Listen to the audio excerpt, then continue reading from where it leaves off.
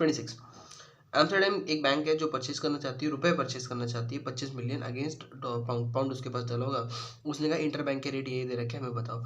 तो हमें क्या करना है, हमें रुपए परचेज करना है, पाउंड हम क्या रुपए को परचेज करना है, यानी कि हमें ये वाला रेट चाहिए, ठीक है। अगर ऐसे करके दे रखा है तो हमें ये वाला रेट चाहिए। अच्छा क्या क्या दे रखा है, इसने कहा रुपये पर डॉलर का रेट दे रखा है, और क्या दे रखा है, रुपये नीचे था ना, रुपये ऐसे लिख दिया। तो पाउंड, अगर ये डॉलर नीचे ना, डॉलर यहाँ लिख दो, तो ऐसे करके लिख दो, सेम तरीके से लिख लो दोनों को। तो ये 61.3625 का रेट है, और 61 जो भी रेट है 1.5260 का रेट है, और ये जो भी रेट है, ठीक है। हमें रुपए को खरीदना है, ठीक है। हमें कितने रुपए खरीदने हैं, 25 मिलियन रुपए खरीदने हैं। अच्छा, एक रुपये को खरीदने के लिए क्या करोगे, डॉलर को बेच दोगे। कितने पे बेचोगे, 61.3625 पर डॉलर बेच देंगे, ठीक है। और डॉलर तब बेचेंगे जब मेरे पास डॉलर होगा। डॉलर खरीदने के लिए क्या इस्तेमाल करें, डॉलर तो खरीद ही नहीं सकते, पाउंड ये बेच सकते, ये बेच दोगे, ठीक है।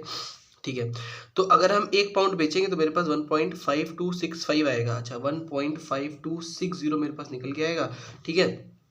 इतने डॉलर मेरे पास 1 पाउंड से निकल के आ जाएंगे। और 1 डॉलर से कितना निकल के आएगा, 1 डॉलर से मेरे पास निकल के आएगा 1/61.3625। अच्छा, अरे ये रुपए का निकाल रहे हो ना यार, तुम वो निकाल रहे हो ना, ऐसे करके 1/1 निकालोगे, तभी तो तुम्हारे पास नीचे रुपये के टर्म्स में आएगा कि तुम्हें 1 रुपये के लिए कितना, मतलब 1 पाउंड के बदले कितने रुपए मिलेगा। ऐसे करके रुपए के टर्म्स में निकालना, तो ऐसे, और जो तुम निकाल रहे थे ऊपर मल्टीप्लाई करके वो क्या निकल के आता है, वो रुपये पर पाउंड निकल के आ जाता है, ठीक है। ठीक है, अच्छा एक बार निकालोगे इसको, आ जाएगा इजी तरह से। टाइम लगाया। हांगकांग डॉलर हमने बेचे, 1 लाख हांगकांग डॉलर बेचे स्पॉट पे, कस्टमर को 5.7 पे कवर किया अपने आप को लंदन के सेम डे पे, ठीक है। एक्सचेंज रेट ऐसे करके दे रखे थे, calculate cover rate and the profit loss in the transaction, ignore brokerage. अच्छा कवर रेट बताओ, हमने क्या करा होगा, हमने क्या किया था, हमने हांगकांग डॉलर बेच दिए थे कस्टमर को, और रुपी हमने क्या किया था, sold to the dollar at rupees this. तो रुपी पर हांगकांग डॉलर जो हमने चार्ज किया है, वो हमने चार्ज किया 5.70। अच्छा हमने कवर कैसे किया होगा, रुपये पर हांगकांग डॉलर, पहले हम निकाल लेते हैं, हमें क्या निकालना है, हमें रुपये पर हांगकांग डॉलर ही निकालना है। हाँ हमने क्या किया था, सोल्ड किया था, यानी कि हमने ये वाला रेट इसको दिया है, तो हमें ये वाला रेट चाहिए, क्योंकि हमने परचेज किया होगा तभी तो हम कर पाएंगे अपने आप को। परचेज करना है हांगकांग डॉलर, हांगकांग डॉलर को परचेज करना है, पहले रुपये पर डॉलर ऐसे करके निकल के आएगा। तो रुपये पर डॉलर की वैल्यू जो दे रखी है, वो दे रखी है 42.7 की, और 42.85 की रुपये पर डॉलर की वैल्यू दे रखी है। हांगकांग डॉलर पर डॉलर की वैल्यू क्या दे रखी है, 7.5880 की, और 7.5920 की। अच्छा ठीक है, हांगकांग डॉलर परचेज कर रहे तो क्या करोगे, इसको बेच दोगे, तो 1/7.8880 से ये निकल गया। अच्छा, और हांगकांग डॉलर हमने परचेज कर लिया, ठीक है। लेकिन पहले हमें ये भी तो परचेज करना है, इसको परचेज करने के लिए वाला रेट यूज़ करोगे, तो 42.85 यूज़ करोगे और 7.5580 यूज़ करोगे, ठीक है। ठीक है, इन दोनों रेट को यूज़ करोगे तो आपके पास ये वाला रेट निकल के आ जाएगा, ये वाला रेट निकल के आ जाएगा। कैसे, हमें कितना, हमें ऐसे कवर करना है ना, तो 42.85 डिवाइड बाई 7.5880 निकल के आएगा आपका, ठीक है। इससे आप कवर कर लोगे तो जो रेट निकल के आ रहा है वो 5.6471 से हमने अपने आप को कवर किया था। बेचा उसको इतने का था, खरीदा इतने का था, प्रॉफिट कितने का हो गया, इन दोनों का डिफरेंस इंटू 1 करोड़ रुपए का प्रॉफिट आपका हो गया। फॉरेन एक्सचेंज डीलर है के, और हमें इन्फॉर्म किया कि बैंक ने ना सोल्ड किए टीटी और Copenhagen for Danish krone at the rate of Danish krone एक इज इक्वल टू दिस। यानी कि हमने क्या बोला है कि एक डीके का, डैनिश कोरन का रेट हमने बोला है ₹6.5150 का रेट बोला है, यानी कि रुपये पर डीके का रेट दे रखा है 6.5150 का, ठीक है, दे रखा है। हमने क्या किया है, हमने बेचा है, इसको हमने बेचा है, यानी कि हमारे ये कौन सा रेट दे रखा है, इसी को बेचा है ना, तो ये वाला रेट दे रखा है इसी के टर्म्स में, ठीक है। इसने गए तो बताओ हम कवर कैसे करेंगे अपने आप को ट्रांजेक्शन में, लंदन में करें कि न्यूयॉर्क में करें। इसको क्या करना है, खरीदना है तो ये वाला रेट चाहिए हमें, कैसे निकालेंगे। लंदन पे आ जाओ, ठीक है। लंदन नीचे लिखा है ना, लंदन नीचे लिखा है, ठीक है, डॉलर नीचे, कोपेनहेगन तो ऐसे नीचे लिखा हुआ है यहाँ पर, ठीक है। तो आप कह रहे हो कि यहाँ पर डीके के नीचे कर दें, पॉइंट तो वही निकल के आता है ना, रुपये पर डॉलर लोगे तो डीके के पर कोपेनहेगन ले लो। यहाँ पर देखो समझो ना, मुंबई ऊपर लिखा, लंदन नीचे लिखा, ठीक है, तो मुंबई का ये वाला रेट ले लिया, लंदन का तो ये होता ही नहीं ना, डीके के तो दूसरा वाला होता है। तो क्या अज्यूम करें हम, रुपये पर डॉलर ऊपर वाला अज्यूम करते जो कि है, तो हम इसको क्या अज्यूम करेंगे, डीके के पर डॉलर, डॉलर मान लो लंदन का, पाउंड के बदले डॉलर मान लिया एक पल के लिए। क्या दिमाग चला दिया सर आपने, ये रुपये पर डॉलर यहाँ पर माना है, पाउंड पर डॉलर, डीके के पर डॉलर यहाँ पर माना है, इनको छोड़ दो अभी के लिए, ठीक है। ठीक है, ये क्या दे रखा है, 74.3000 दे रखा है, और 74.32 दे रखा है, और यहाँ पर 11.42 दे रखा है, और 11.4350 दे रखा है। हमें करना क्या है, हमें डीके के परचेज करना है, ये डीके के टर्म्स में नहीं, पाउंड के टर्म्स में। पाउंड के टर्म्स में तो क्या करोगे, पाउंड को बेचोगे तो ये वाला रेट यूज करो, ठीक है, पाउंड को बेच दिया, हम पाउंड को बेच के क्या लेके आएंगे, डीके के मिल जाएगा। पाउंड भी तो होना चाहिए, तो पाउंड को क्या करोगे, पहले खरीदोगे तभी तो बेचोगे। खरीदोगे तो कौन सा रेट यूज़ करो, ये वाला रेट यूज़ करो। तो कौन कौन सा रेट यूज़ होने वाला है, 74.32 का रेट यूज़ होने वाला है, ठीक है, 74.3 को 32 का यूज़ होने वाला है, और 11.42 का रेट यूज़ होने वाला है, 11.42 का रेट यूज़ होने वाला है, 11.42 का रेट यूज़ होने वाला है। कैसे, 74.32 डिवाइड बाई 11.42 का जो रेट निकल के वो यहाँ निकल गया, वही आपको यूज़ करना है, ठीक है। उससे क्या होगा, हम डीके के खरीद पाएंगे, हम डीके के को खरीद पाएंगे, ठीक है।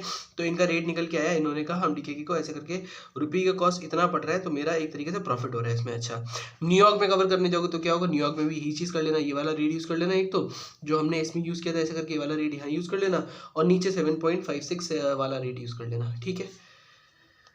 देख लेते, 7.56 वाला नीचे रेट यूज़ किया, और 11.4350 वाला रेट ऊपर यूज़ किया होगा। ऊपर क्या यूज़ किया इन्होंने, ऊपर नहीं, ऊपर ये यूज़ किया होगा ना 49.4625, हाँ 49.4625 ये यूज़ किया। चलो, वीडियो बड़ी हो रही है, कोई बात नहीं, 29 करते हैं पहले।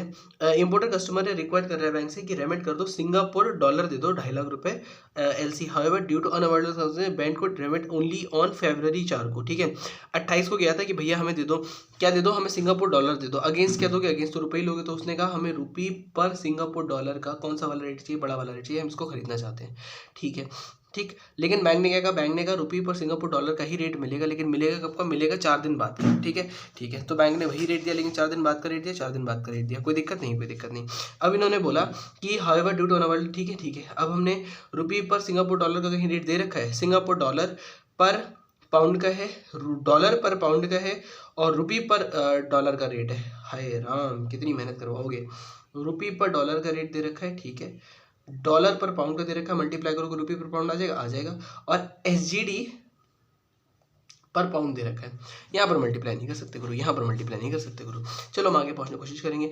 रिटेन कर रहा है एक्सचेंज मार्जिन 0.15 का, इसको एक ही बार यूज़ करोगे, कब यूज़ करेंगे ये भी क्वेश्चन में निकल के आता है। कस्टमर क्या करे, इसको एक बार लिख के ही कर लेना, ठीक है। कस्टमर गेन कर रहा है कि लूज़ कर रहा है डेली की वजह से, तो मतलब कि एक तो यहाँ पर निकालो, एक तो यहाँ पर निकालो, गेन या लॉस से ही निकाल दोगे। अच्छा, तो रुपये पर एसजीडी का रेट क्या निकल के आएगा ये देखो। तो हमने क्या करना है, सबसे पहले हम डॉलर को खरीदेंगे, हमें एसजीडी क्या खरीदना है ना, तो एसजीडी को खरीदने के लिए क्या होना चाहिए आपके पास, क्या होना चाहिए, रुपये पर एसजीडी निकालना है, ठीक है। लेकिन रुपये पर ये वाला कोटेड है, ठीक है।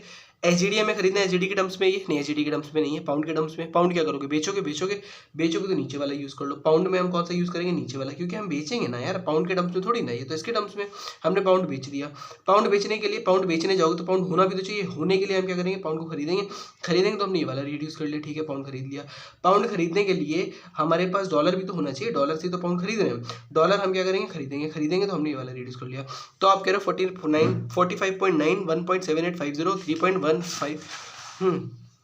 3.1575, ये तीनों रेट यूज़ करोगे, देख लेते हैं यार। 45.9 का रेट यूज़ किया, 1.7850 का रेट यूज़ किया, 3.1575 का रेट यूज़ किया। सी हमने क्या किया, इसको खरीदा, इसको बेचा, ठीक है। पाउंड को खरीद के पाउंड बेचा, तो मेरे पास एसजीडी आ गया, एक एसजीडी की वैल्यू ये है, लास्ट में मार्जिन लगा तो निकल के आ गया। अगले वाले में भी यही कर लो, प्रैक्टिस करो तब आएगा, कोई कट आउट हो तो पूछ लेना, वीडियो लंबी है, कोई बात नहीं, है टाइम। 30वां क्वेश्चन, चलो। फॉरेन एक्सचेंज डीलर है, उसने क्रॉस करेंसी डील एंटर करी है, उसने क्या किया, सोल्ड किया है डॉलर यूरो डॉलर सोल्ड किया है। तो क्या कह रहा है वो कह रहा है कि हमने $1 बराबर इतना है, यानी कि $1 बराबर इतना है, तो $1 बराबर इतना है, यानी कि ये वाला रेट उसने कोट करके आपको दे दिया। अच्छा, लेटर मार्केट वोलेटाइल बन गया और उसको स्क्वायर अप करनी पड़ेगी पोजीशन। करा क्या था उसने, फॉरेन एक्सचेंज का डीलर था, सोल्ड कर दिया था डॉलर को उसने बेच दिया था, यानी ये वाला रेट उसने निकाला था। अब हमें कौन सा रेट चाहिए, हमें डॉलर खरीदना है, हमें ये वाला रेट चाहिए, ठीक है। 1 महीने बाद 2 महीने बाद का नहीं, सेम रेट का चाहिए ना, तो ये फॉरवर्ड या मार्जिन जो भी रखा है इसको नहीं यूज़ करना। सेम डे का हमें क्या करना है, इन्होंने कहा रुपये पर डॉलर का रेट आपके पास अवेलेबल है, और आपके पास यूरो, देखो रुपये पर डॉलर, रुपये नीचे यहाँ पर आया तो ये यूरो है ना, तो यूरो पर डॉलर लिख दिया। मेरे को भी नहीं आता, हम यहीं से सीख लेते हैं ऐसे करके। अच्छा, मल्टीप्लाई करेंगे तो कुछ होगा नहीं, कट ही नहीं पाएगा। तो करें क्या, हमें ना डॉलर क्या करना है, हमें डॉलर परचेज करना है, लेकिन यूरो से परचेज करना है, ना यार। एक सेकेंड, यूरो था, हाँ यूरो के टर्म्स में बेचा है इसने, तो 1.4450 यूज़ कर लो ना डायरेक्टली। ओहो 1.4450 यूज़ कर लोगे तो क्या निकल गया, आप तो रुपये के टर्म्स में सारी बात करोगे ना सर, आप तो इंडियन हो। 1.4450 पहले यूज़ करो, यूज़ किया, 10,000 था, 4-5 हज़ार यूरो घुस गए, ठीक है। 5,000 यूरो खरीदने जाओगे तो कैसे खरीदोगे? 5,000 यूरो कैसे खरीदोगे? पहले डॉलर खरीदो। डॉलर कैसे खरीदोगे? 31.4500 पे डॉलर खरीदोगे। फिर डॉलर क्या करोगे? डॉलर बेचोगे 1.4450 पे। अच्छा, 31.45 पे डॉलर खरीदा, उसको 1.44 पे बेच दिया, यानी कि लॉस कितना निकल के आ रहा है मेरे पास? लॉस निकल के आ रहा है this into this divide by this. ठीक है, तो मेरे पास 21 रुपये 0.84 का लॉस निकल के आया है 1 यूरो को खरीदने के लिए, और 5,000 यूरो के लिए कितने निकल के आएगा? 1,09,201 रुपये। क्या बात है, वेरी गुड क्वेश्चन। ठीक है 31 रीट्राई भी लिखा हुआ है, देख लेना एक बार। क्वेश्चन करते हैं, स्पीड से करते हैं। चलो, how much minimum CHF will have to pay for 1 million GBP spot. हमें 1 मिलियन GBP खरीदना है ना, तो हमें GBP खरीदना है, और हमारे पास CHF कितना देना पड़ेगा? अच्छा, हमें CHF कितना, हमें GBP खरीदना है ना, तो हमें ये वाला रेट चाहिए। ठीक है, हमें ये वाला रेट निकालना है, हम निकाल लेंगे। क्या क्या रेट दे रखा है? USD CHF का रेट दे रखा है, और ये वाला रेट दे रखा है। एक बात बताओ, USD बड़ा होता है GBP बड़ा होता है? बड़ा तो GBP होता है, तो उल्टा रेट दे रखा है क्या? उल्टा ही दे रखा है। तो इन्होंने रेट दे रखा है CHF डिवाइड बाय पाउंड, और दूसरा रेट दे रखा है डॉलर डिवाइड बाय पाउंड का। श्योर उल्टा कोट कर दिया, कोई बात नहीं। हमें मिनिमम अभी पे करने के लिए कितना रेट चाहिए? तो क्या करना है, GBP नीचे है, GBP नीचे है, ठीक है, और CHF तो ऊपर है, तो हम क्या करेंगे, GBP से CHF, यार ये तो सिंपल निकल आएगा ना। GBP ये है, तो ये क्या है? ये गलत लिख दिया क्या? ये डॉलर है, सॉरी ये गलत लिखा, देखो ये डॉलर है। ठीक है, हम क्या करें, हमें ये खरीदना है ना, तो हमें ये वाला रेट चाहिए, तो हम 1.7660 का रेट यूज़ कर लेंगे, हम ये खरीद लेंगे। लेकिन इसको खरीदने के लिए हमें डॉलर ये होना चाहिए ना मेरे पास। अगर हम इसको खरीदेंगे इस रेट से ये होना चाहिए, तो इसको हम खरीदना पड़ेगा। इसको खरीदोगे 1.4655 से, तो 1.4655 का रेट यूज़ करो, 1.7660 का यूज़ करो, 1.4665 का रेट यूज़ कर लिया। अब इन्होंने 1.7650 यूज़ किया, क्योंकि उसने कहीं बोला कि ये बैंक ए का ही इस्तेमाल करना है, उसने नहीं बोला ना ऐसा, तो बैंक बी का भी इस्तेमाल कर लिया। उसने कहा हम ये यहाँ से ले लेंगे, यहाँ से ले लेंगे, और मेरे पास हो गया। ठीक है, कोई बात नहीं। आगे उसने कहा GBP CHF, देखो फिर से उल्टा लिख गया, GBP CHF फिर से लिख गया, हद कर दी यहाँ पर, हद कर दी, क्यों GBP CHF लिख दिया। लेकिन पूछा क्या उसने? पूछा ये है, क्योंकि पूरे में जगह उल्टा रेट रखा है, तो उल्टा रेट उसने पूछा हुआ है। इज इम्प्लाइड स्वैप बैंकेबल, यानी कि बैंक ए के कंसिडर करना है। बताओ स्वैप पॉइंट क्या होने चाहिए ओवर 3 मंथ्स के? स्वैप पॉइंट क्या होने चाहिए? स्वैप पॉइंट पूछे यार, what are the implied swap points for over 3 months. अच्छा, पहले तो अभी का निकाल लो, अभी का निकाल लिया, तो अभी का पहले इसी को यूज़ करके निकालोगे ना फिर। हाँ, इसी को यूज़ करके निकालो पहले।